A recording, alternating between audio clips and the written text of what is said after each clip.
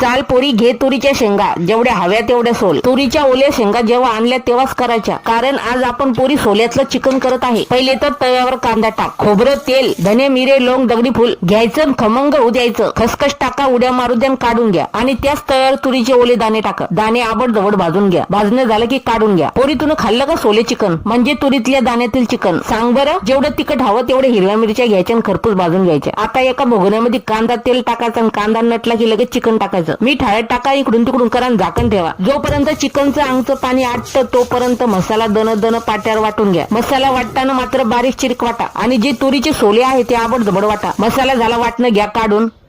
आता करा फोडणीची तयारी. कढईमध्ये टाका तेल, तेलात टाका टमाटर झालं नरम, पहिले टाका मिरच्याचं वाटण, नंतर टाका तुरीच्या दाण्याचं वाटण. खमंग परतन चिकन टाका, इकडून तिकडून करा, चिकन मसाला टाका, उलसकच पाणी टाका, झाकण ठेवा. पोरी डुडू पाणी करायचं नाही, घटवटच करायचं. चला आता ठोक एक लाईक. झालं सोले चिकन, घ्या खाऊन.